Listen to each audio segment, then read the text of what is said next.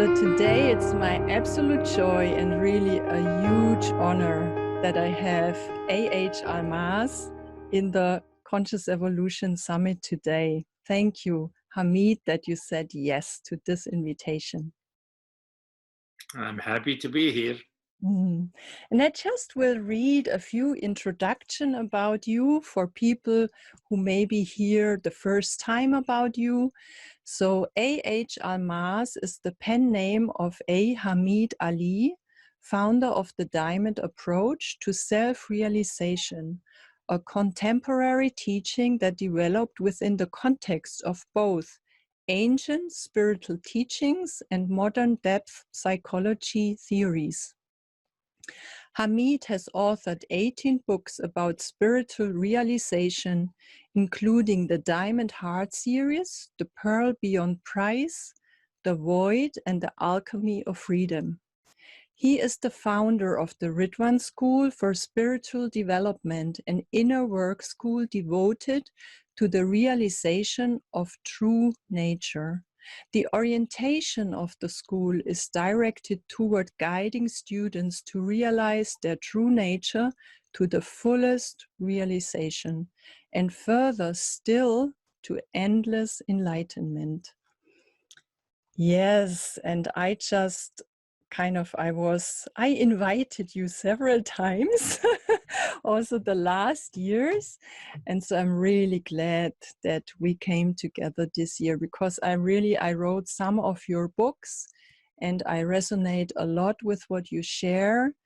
And I guess you are really in this summit, the spiritual teacher with the most experience, the most reach, and a very huge contribution for us to really be supported in realizing our true self. And Hamid, just in the beginning, maybe you can explain in your words how would you describe the true self? Well, most people believe they know who they are and they experience themselves, and so there's me, but self they know themselves to be. First of all, they cannot completely define it, they can't pinpoint it, but they feel that they know who they are, and they usually what they know is an accumulation of history and stories and impression and conditioning from the past that generated the consciousness, some sense of self that happens to everybody, that I call the ego self. Some people call the ego or the false self.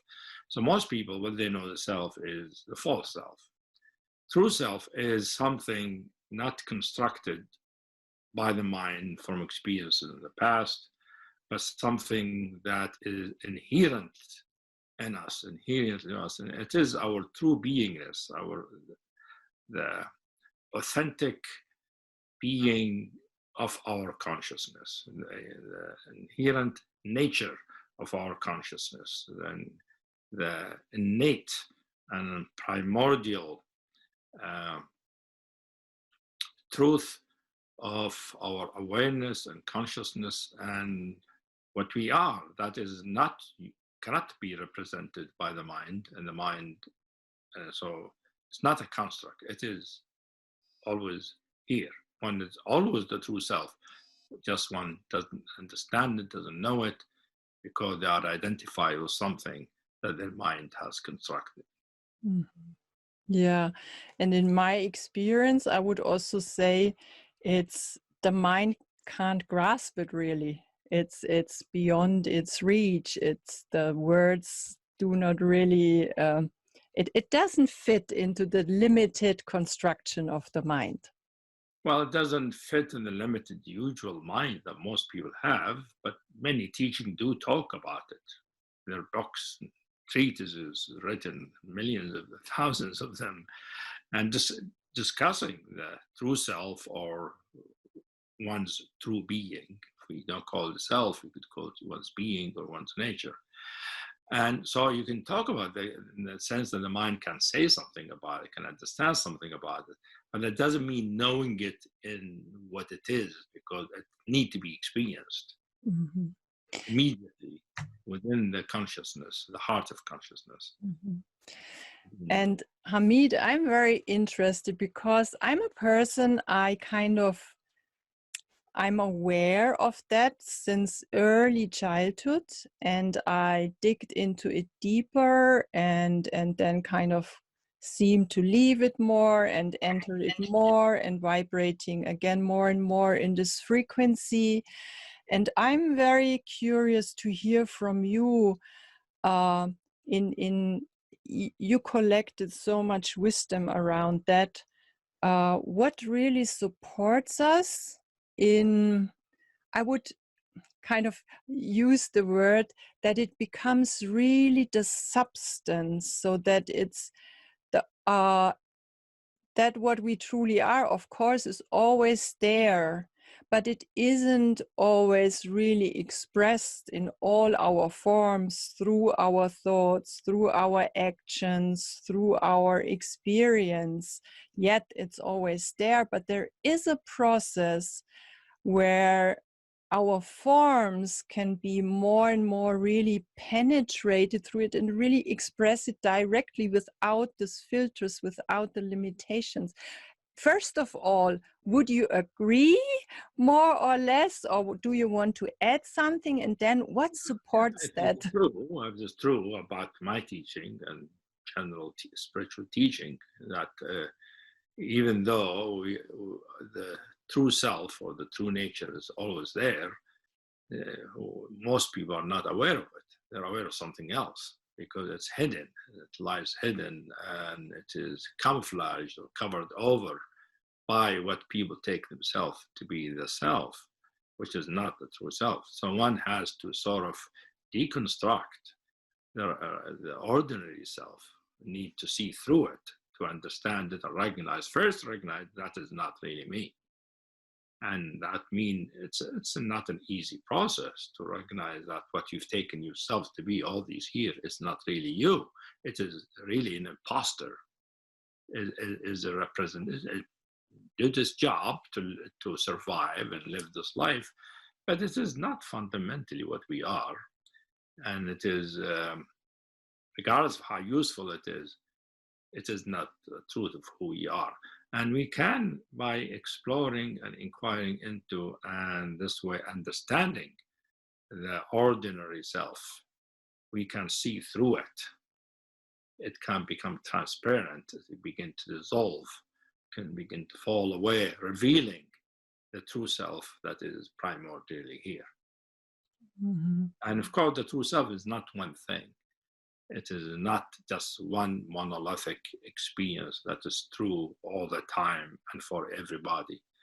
The true self has many dimensions, many qualities, many ways of experiencing itself and expressing itself.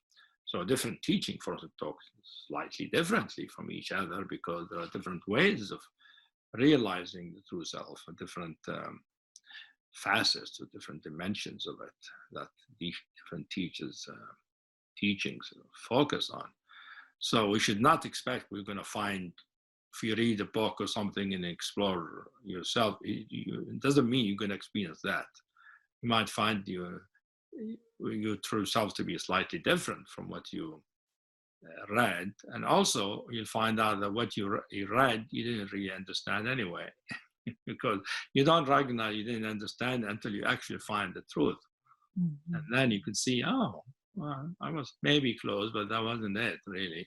Mm-hmm. So yes, it takes practice. That's why most spiritual teaching have practices, meditation, different techniques, and all of that to be able to focus the consciousness, to clarify the consciousness from beliefs and ideas and reactions and patterns and views of reality, and all of these need to be seen and sort of dropped or let them go and dissolve for the true self to simply manifest. You cannot make it happen, the true self appear. You can only work on understanding what's there and just working with practice means working with what you got and to understand it. And that's how it happened to me. But understanding it, at some point I recognized something I didn't know about before. Recognize a kind of sense of presence, of I amness, of being, the true authenticity of just existing.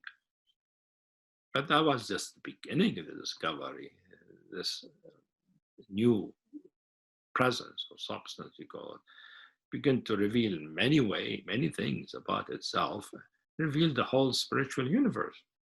A spiritual universe that turns out is bigger than our physical universe, has more content, more variety, more colors, more flavors, more, usually they're called treasures, treasures of being. And is your sense that just in the time we are in now, and also already in the last years, I mean, you dedicated your life to that, you are kind of in this explorative course and sharing it since decades, is your sense that there is something speeding up, that more and more people can realize that and really also shift their identity towards it? Do you sense another kind of speed in it? Well, I mean, some people talk about whether we might be having an evolutionary sort of wave in terms of consciousness. I see it in some communities. It is appearing in different quarters of the world. I wouldn't say the whole world is going through that. The whole world is still asleep. Working and just simply surviving and having a modicum of a good life.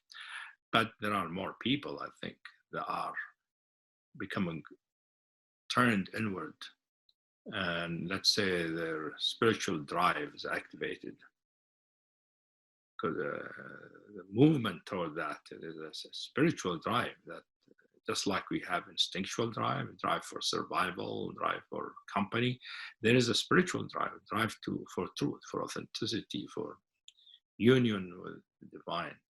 When that's activated, I see more people having that drive being activated. And of course, they will need to apply themselves to be honest. And then maybe we'll have more people like that. I mean, humanity, actually, most of the time, there are only a few people who are awake, most throughout its history. Sometimes there are more than others, depending on what's happening and what kind of civilization exists. And these days, it's really interesting days, and in the times, as you know, because of various things, political, social thing, and also the coronavirus, its impact on the world. There's a lot happening, and some of it is challenging people, making them question, well, what's important? Why am I here? What's important about it? And if you begin to ask these questions, you can begin to wake up. But some people are taking, digging in their own position and ideology and all of that. As we know, there's a lot of division in the world. So the division is not being this is not dissolving because of the challenges we have. The challenge is actually highlighting divisions. But in some areas, I can see like the COVID-19 did wake up people for a while. At the beginning, everybody was most people were really into it, want to do what's right? And a lot of goodness of heart came through. So people talk about the human spirit coming through, and I said, yes, it is the human spirit coming through. Will it remain? That's the question.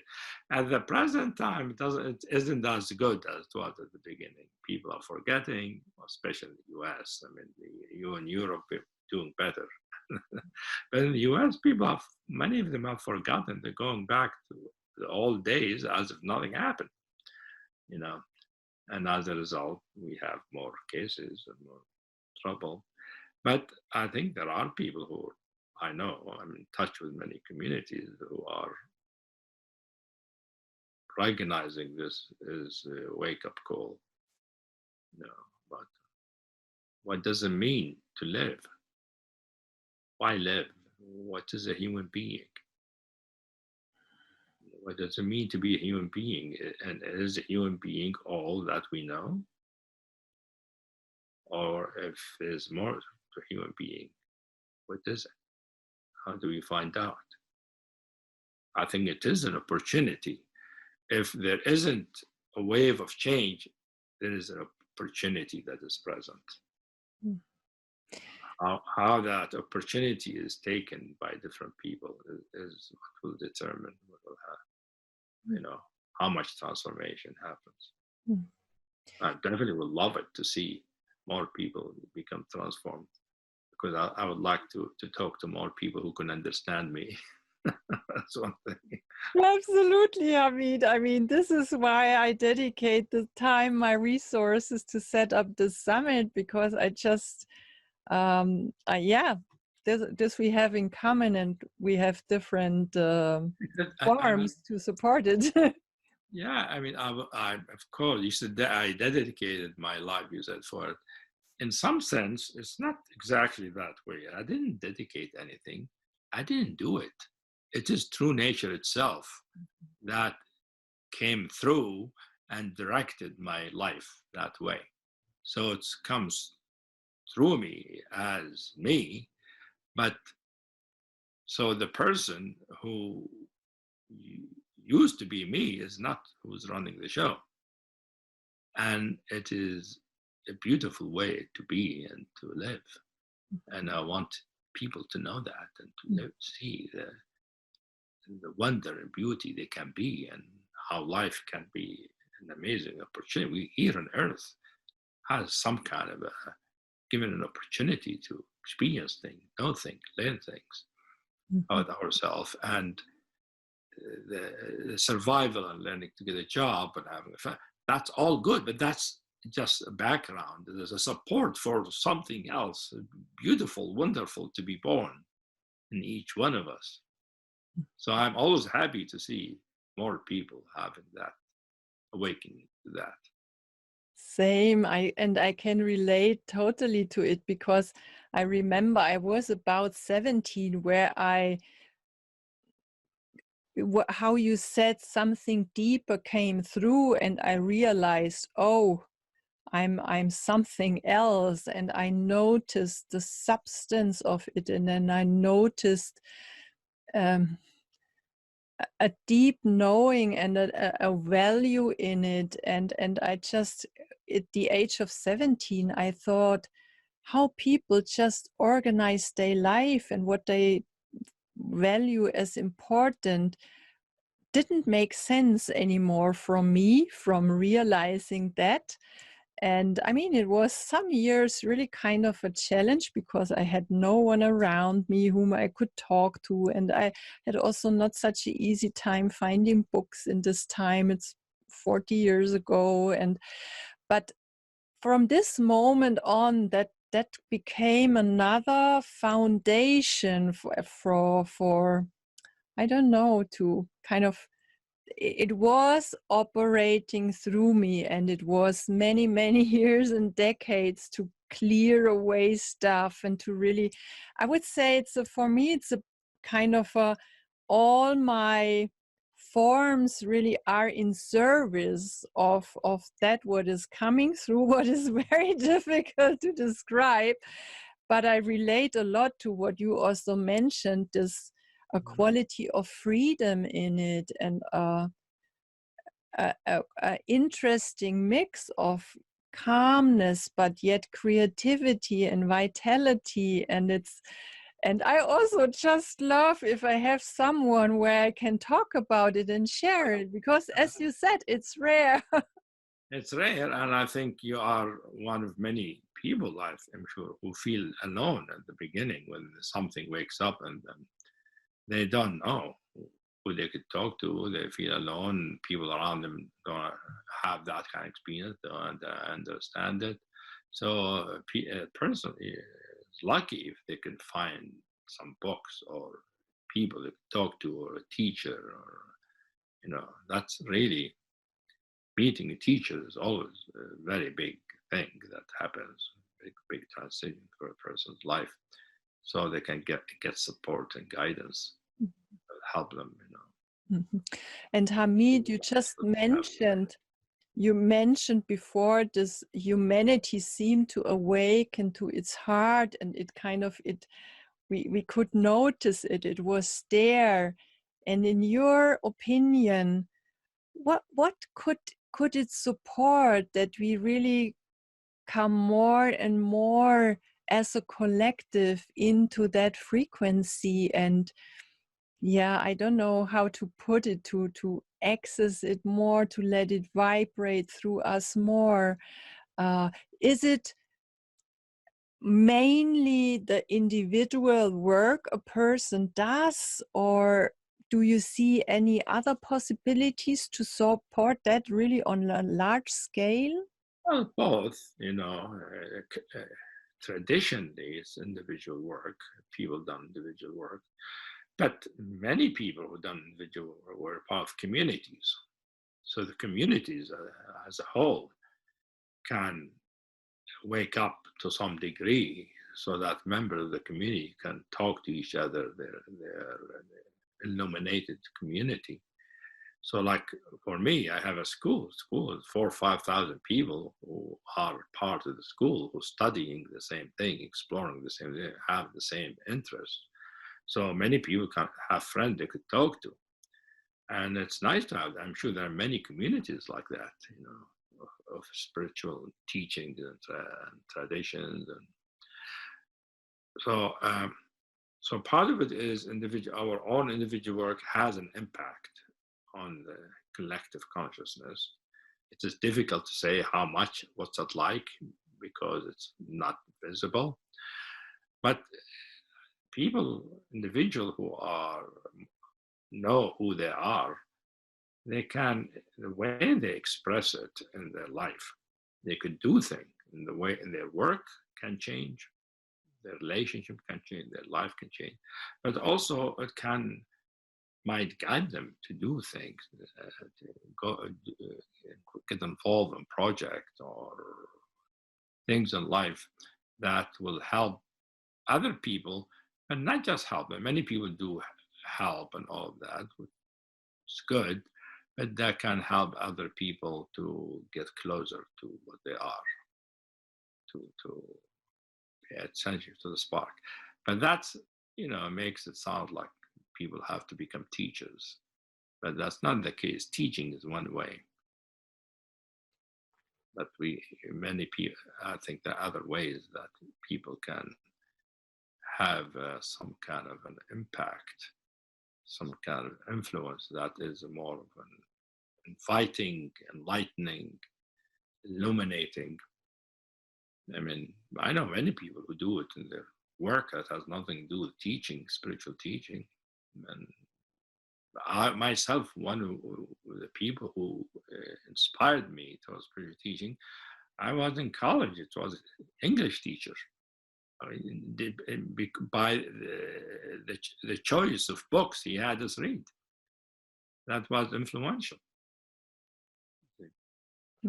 Beautiful. I really like and appreciate that you also remind us it doesn't need to, that it has very many ways how it can be expressed and brought into life, and that we are really open. And I also love that you said that there also, I sense it also, there comes kind of a guidance from it, their impulses come from it. It seems to bring resources, people, possibilities kind of close to you when it I don't know, when it's aligned with what you are and in which environment you are. Would you, yeah, maybe you can share a Yeah. bit more about that. I have many of my students who are not teachers. I have many that are trained to be teacher, but there are many students in the school who sort of becomes clear what their calling is in life. What is their destiny? What is, they have the guidance and the motivation, the direction to express their awakening or their learning in different, forms, different ways, and which is nice to see. And I always, talk to my teacher, my student, tell them, well, you don't have to be a teacher to be useful. It's one way, but there are many other ways. Mhm. Some people you can influence more people by doing something else than being a teacher. And influence them at least to turn them a little bit inward, not necessarily awaken them completely, but to have an impact on them so they can wake up. Well, there is more to life. The life I'm living doesn't doesn't have the true meaning. And my begin where is the true meaning? If you just question that, that is a big influence that can then mature and develop. Mhm. Yeah. And I also like the quote from Gandhi, this "My life is my message." Yes. I mean, when you really live what you realize and what you value, where you say that's really true, and you just bring that into very simple day-to-day actions, they have another taste, they have another impact, and people just notice maybe something about you, just how you pick up your But tea for or Gandhi is a good example, of course, that his life is his message. But Gandhi had also the opportunity that he was known by many people. So many people say, "Well, not many people know me, so how is my life going to be a message?" So that should not be a problem because it doesn't matter how many people know. The, the way we live, we need to live with the integrity of our inner knowing. Otherwise, we will feel not authentic. So if we do that, we're not thinking, what's that going to do to other people? We just live truly and it will have whatever fruits it will have. and Hamid, do you agree in that some people say that what is very unique in our time now as humanity, that we seem to be coming closer to the possibility to rise and awaken into kind of something really new, and where we also can take our bodies with. And it's said that in former times humanity wasn't in that evolutionary stage, so people couldn't bring their body into that realization.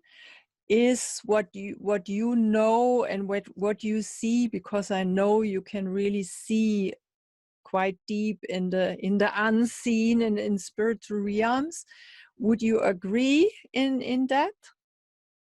About the body, That's kind of this uniqueness. well, I mean, like my work, I include the body. It's very important because the body is important for what we. Without it, we can't actually live this life. We can't find who we are. In fact, we are here to have this body so that we could learn who we are. So our body is very useful, but also it's also part of us. The way when the main ways we express ourselves is through the body, and the way we walk, we talk, we express, we interact, all of that. But also there are many things about the body that one can learn. But I will say, let's put it this way, things been evolving for millions of years. Like the whole universe began from, let's assume it has started with the Big Bang, 7 billion years ago or so. But it didn't just bang with lots of energy coming out. It happened in a way that evolved into matter, into stars and galaxies, and all the way to planets, to life on some planets, at least in this planet, and life itself evolving. Started very primitive, not conscious of itself, but evolved. So evolution is part of the nature of things. So things are always evolving. The universe as a whole is evolving, and everything in the universe is evolving, because part of our true nature is that it has infinite potential, and it is always evolving everything to manifest those potential. How they're going to manifest without evolving things? So human then is sort of is a part of the evolution of life and Earth, but humans evolved in different stages. You see, first humans in life became first conscious, being aware of things, consciously. Then became sentient life, which became aware that here I am, right? Like aware of oneself. But humans consciously developed to be able to self-reflect, look at itself and investigate itself. So the next stage of evolution for consciousness is for the self-reflection to reveal what is the true self, or the true self. So the evolution, I see it, all this has happened so that human being begin to know what is true nature. Like true nature sort of has manifested all of this, evolved it all to the degree so that some being will get to know it for what it is, and so that it becomes an explicit truth of reality instead of the secret underlying everything and evolving them. So, and that has happened, human beings, but it hasn't happened to the whole human race. Some individuals throughout history, for the last 10,000 years, at least we know that some human being that illuminated, awakened, were liberated or enlightened, and that continues to happen. And usually, as I said, how many people is hard to tell, because many of them are not known. They don't teach, they don't talk, they don't write books. So we don't know how many people actually each age have been evolved to that degree. But it is definitely the next stage of evolution for humanity. And manifests in those individuals, but I think the human race at some point will need to evolve that way. I mean, that is why we are human. Because we need to understand what is the complete human.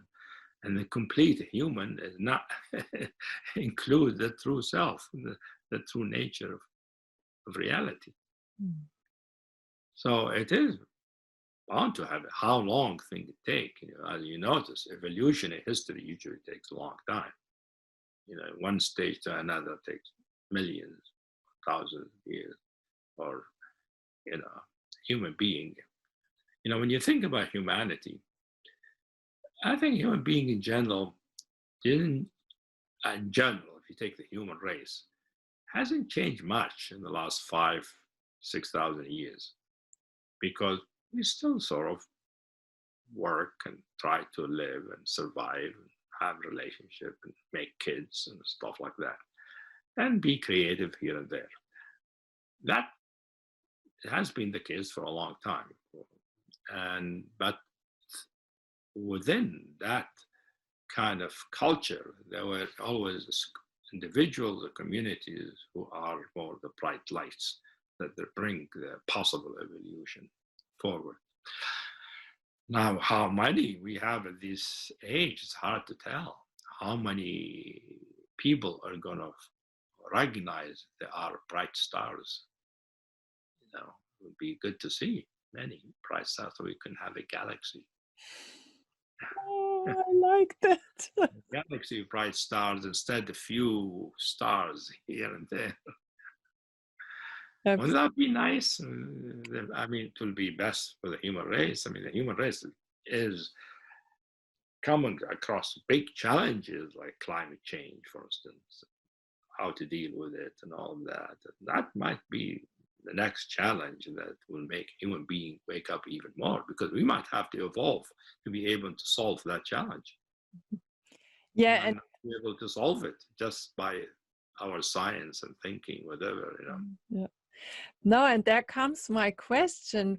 What opportunity do you see in a challenge? I mean, a challenge can really, yeah, maybe give us or kind of activate the spiritual drive more, or see the necessity that we need to really expand more. What exactly do you see as an opportunity in challenges and crisis?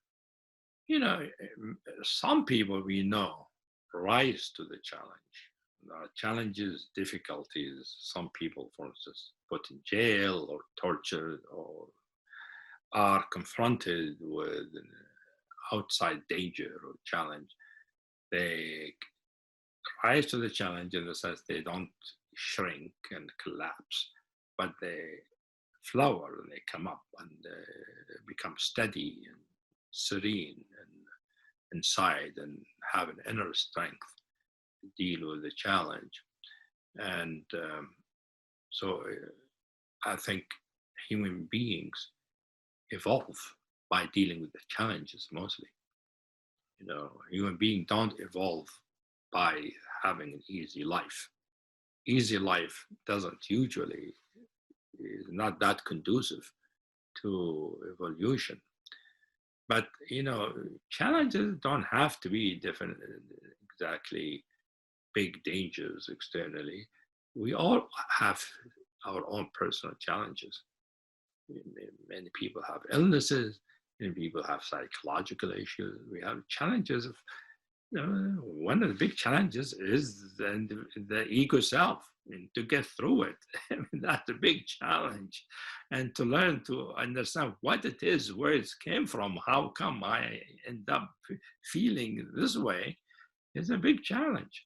So a spiritual path is dealing with inner challenges usually, but outer challenges can also speed up the process.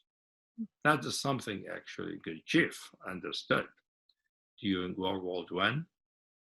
He used the war to help his students practice by putting them in a situation and traveling across Europe through the war, and use the challenges for them to wake up, deal with them.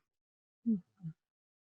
But it is a particular kind of skill for a teacher to have. Not all teachers know about how to use external challenges to help their students, but it is possible, because difficult times, one of the things about difficult times is that there's different kind of energy,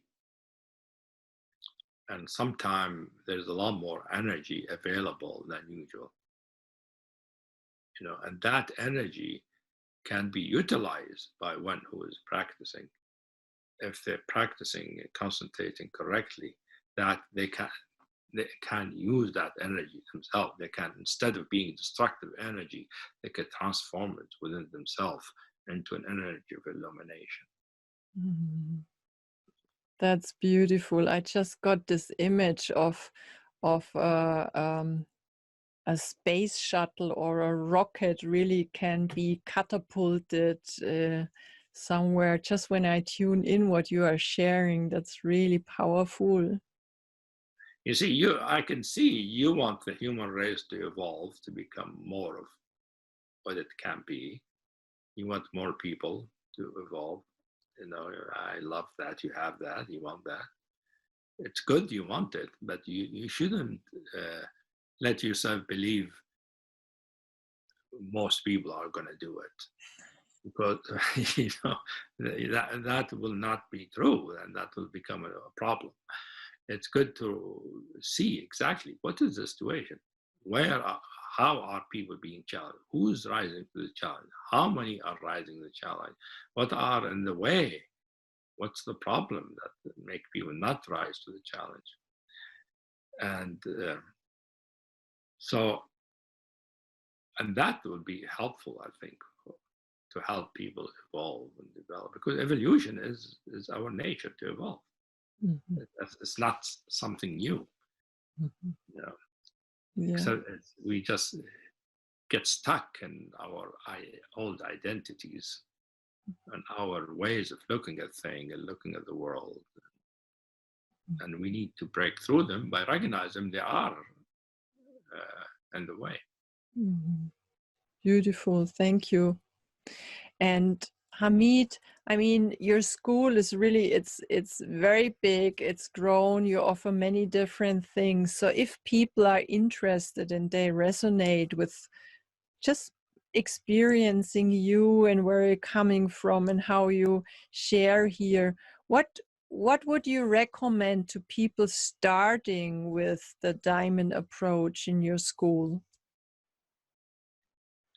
Well, first of all, I want to say diamond approach is a particular teaching for realization of what we are, to waking up to our true nature to the fullest possible way.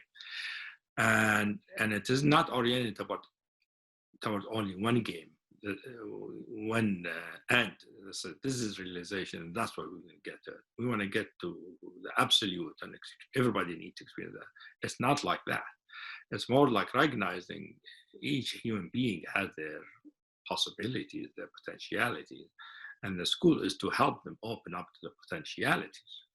And some people awaken more than other, or awaken to different ways or different things than others. So we don't, not like like Buddhism. Everybody needs to know about emptiness. And our school, we learn about emptiness, but we also learn about other things. Emptiness is important, but being is another thing. It's not emptiness. Love is something else, not emptiness, or it's not just awareness. It can be pure love, and love is everything. And love is the nature of things. Can be experienced that way. Luminous beauty. That so the school is that way, has many ways of many possibilities. So because of that, and also because of that, not everybody wants that. Some people feel motivated to want one thing in particular, and they need to find the teaching that fits that gives them that. This school once helps people who wants to discover as much of themselves as possible, to the openness of possibilities of being a human being here. You see. So there are some people who will be interested in that. So I don't think this teaching is necessarily for everybody, but for some people who resonate with it. So one of the best ways, of course, to engage is to read some of my books. My last book, for instance, is, you didn't mention it, is Love Unveiled. It just came out a few months ago, where I teach about love. What is love? Like human beings talk about love. They want love. They want to be loved. Love is so important for human beings, right? From being a child to being a grown-up. Everyone wants love. If you talk to a child, you tell them, do you want emptiness? Do you want awareness? No, love me. I want you to love me. I want my mother to love me. My mother to love me. What is awareness and emptiness is irrelevant, right? You have to be very mature to become interested in those things. So that's what I'm talking about in this book, about but when people talk about love, do they really know what it is? Just like the true self. People know themselves, but they don't know the true self. The same thing with love. People know love, but they don't know the true love. So this book gives what is the essence of love, what is the true nature of love, what is spiritual love, and what is characteristic, how it feels. And so many books talk about love, but they don't. But they talk about what love does. They don't talk what love feels like. How does it feel in the heart? What does it, is it light or heavy? Is it fluid or solid? Is it sweet, or what kind of sweetness? What color is it? That kind of thing. You see, not many people talk about love that way. In this book, I do, because I think it is a missing part in the spiritual literature. So, people can read some of my books, and this is the last book. We have online courses, offerings, Diamond Approach Online, for people can take beginning thing to get a taste. See, thinking, for instance, in the near future, I'm going to start an online group. Usually, our group are in person. We meet together, and we do our working groups. Groups of 100 people, 150 people, 50 people will get together, have a teacher or two teachers, and the group works, and they get the teaching from the teacher, and they work, regularly. So, but this is always in person, either retreats, plays, or something like that. So here I'm going to experiment something new, which is an online group, which I've never done. Nobody ever done before. You see, an ongoing group that goes on for years with the same members, working with the same teaching, with the teachers who help guide them to find out who they really are. So that possibility, people can sign up for it. I'm going to give introduction about it at the end of this year, and the group probably start next year. That's another possibility. But we have groups all over the globe that are beginning, that are meet in different specific places, that with good teachers that we have trained in our school, that people can join those groups. People can work with some of our teachers individually. You don't have to be in a group to do our work. You can do individual work, which we call private teaching sessions. Regularly meet with a teacher in person usually. Now, because of the virus, people do it mostly online, but hopefully we'll get back to being in the same room. And so people can do that by going to our Diamond Approach Online or diamondapproach.org, which is our main website. They can find a teacher to work with. Or the easiest way is, of course, to take some kind of online offering, online course, or listen to some of my talks online. Some of them are free. See, so that's a good way. And if you know people who are in our school or who are taking teaching, talk to them, find out from them, why are they there? Why are they in the school? What do they get from it? Why do they stay year after year and spend all that money and time on it? They must be getting something from it. Because people, sometimes they know their friends are interested. They don't get that curious. I think you should get curious. Why is this person doing this? Find out. You might find out there's something you might be interested in too. And I usually, because our teaching does not proselytize. We don't advertise. We don't market.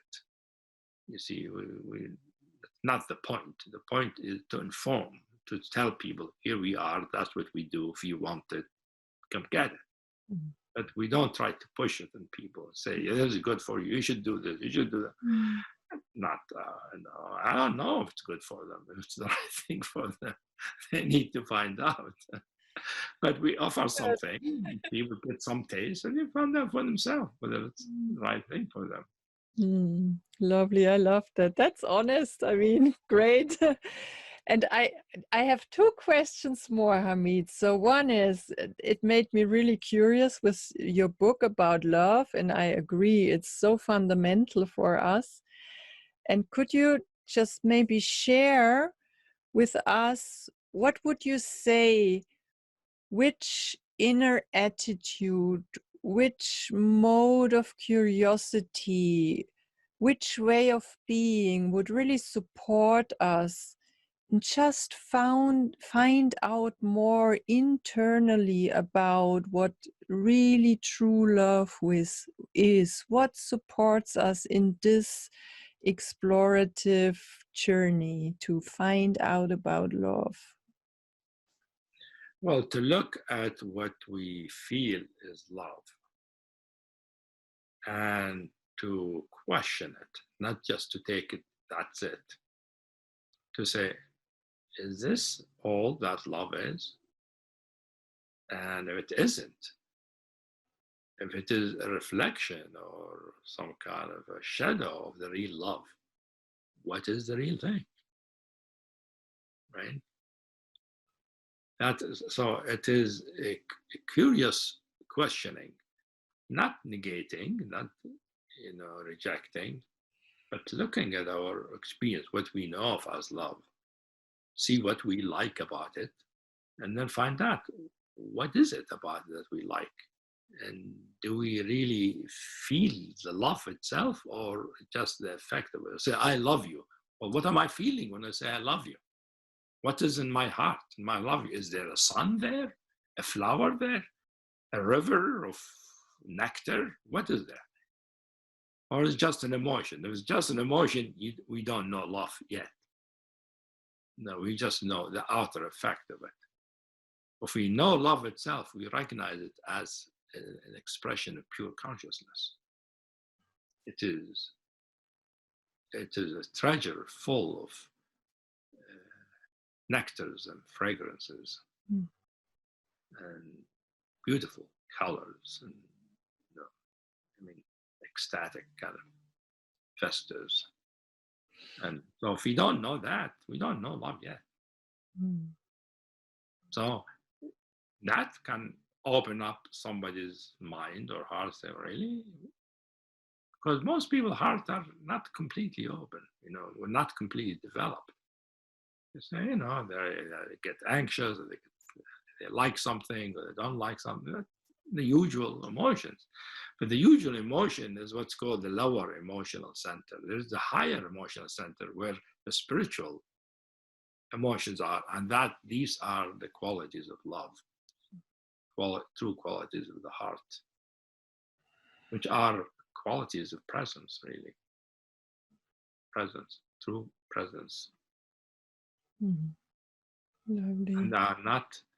has nothing to do with our past, with our mind, what we think. It's the same thing as our true self. It is an expression of our true self. It is the heart of the true self.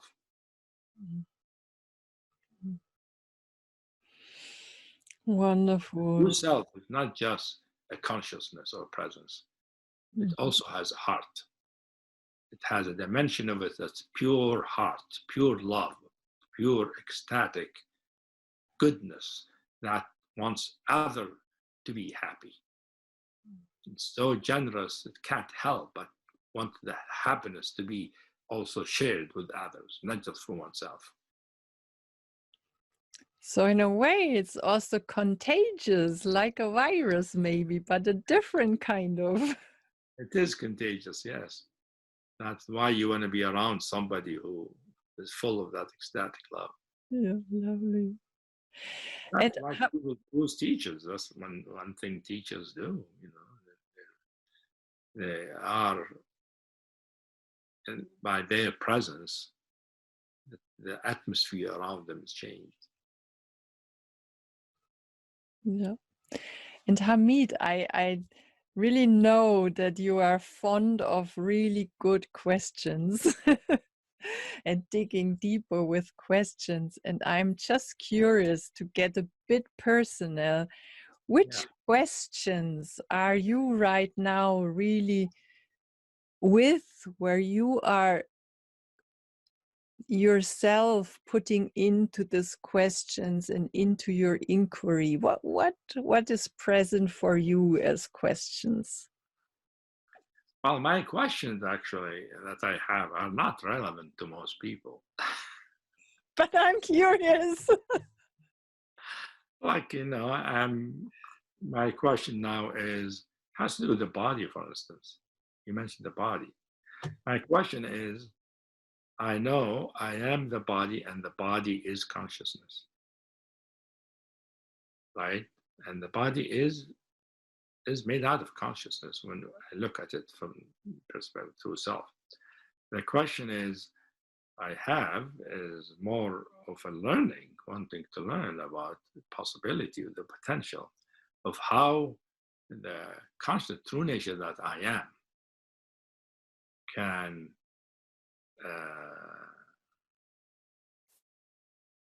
materialize and dematerialize the body as needed.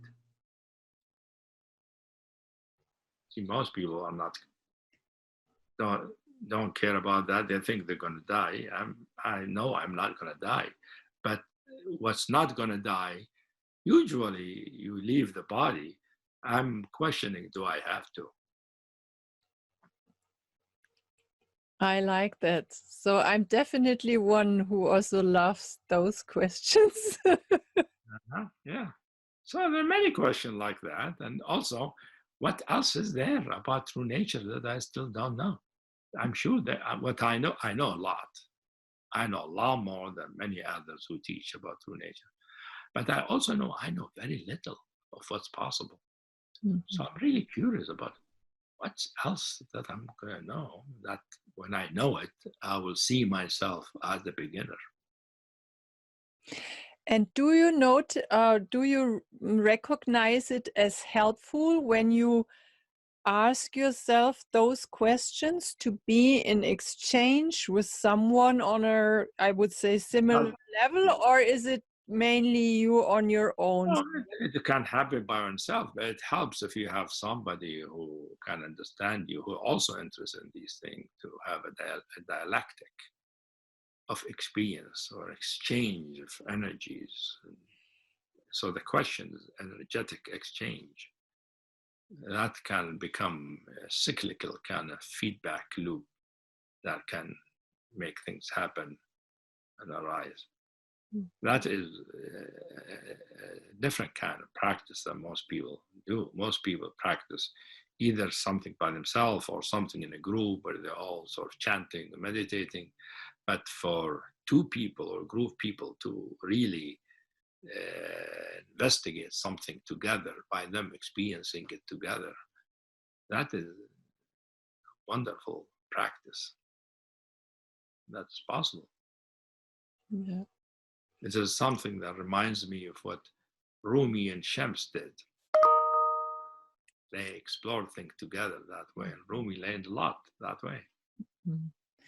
Yeah, or I also think of Krishnamurti and David Bohm, this combination of a scientist and also a spiritual teacher. So there are more kind of those relationships. And I know that you also have a working partner where I guess you also do a lot of investigations and work. And I also like dialogues with different teachers. If you notice, most teachers, they just teach by themselves. I like dialogues. When I appear with other teachers, I dialogue. I have many dialogues with different teachers, with different traditions, to give and take and explore things together. What is different from each other? How is similar? And that become an interesting thing for both me and the other, and for people who are listening. Mm-hmm. So dialogue is something is been, and I think it's needed for the evolution of the human race as a whole, for teachings to come together by dialoguing, because each teaching does their thing. But teaching need to talk to each other, and they need to acknowledge that the other also knows something I don't know. And let's talk. Maybe we'll both learn and benefit. I like to make that happen. So I'm in the process of always creating dialogues like that. Wonderful. I appreciate that I'm very openness. happy, but I think it's useful too. Yeah, great. It's a I mean, movement of evolution. yeah. Wow. I mean, I really enjoyed our conversation, and I appreciate what you share with the world, and the many open doors you have for people to really come closer and find out what they are attracted to. And I just want to give you the opportunity, if you have any final um, thoughts or vision or questions to give us as a final closing to our together sharing it with our audience. It's spread also all over the globe.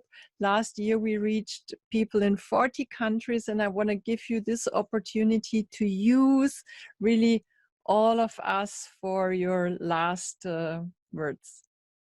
I think it's a good thing to be humble,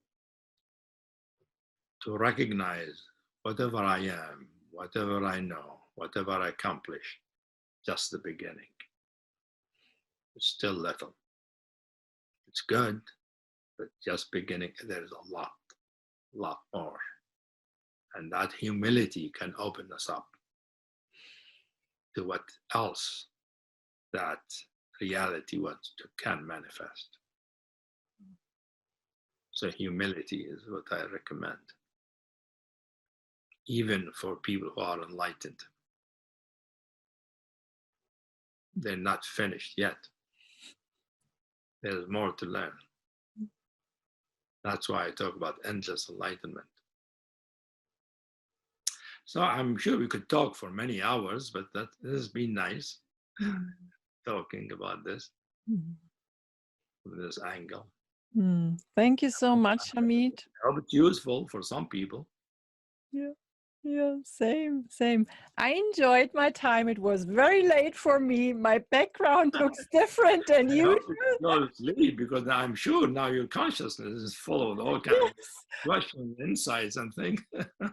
I will stay awake for I a while. usually don't do this thing late at night because I can't sleep. I'll be buzzing with energy and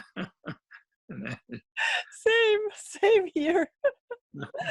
Yeah, but my heartfelt embrace goes to you, Hamid. A big thank you for being part of the summit and for what you do. I really thank you. I also wish it to be a very good summit for everybody. Thank you. And I also want to thank everyone who tuned in, who joined us in the conversation, who is really open and taking Hamid's words really into your heart and serious. And I resonate a lot, and I'm very happy that he reminded all of us to be humble. I guess we never can be this. Humble to know and to feel I don't know is a good beginning. Yes. Thank you, Hamid. Yeah. You're welcome. I'm happy to be involved with this, to contribute a little bit. So, till next time. Thank you.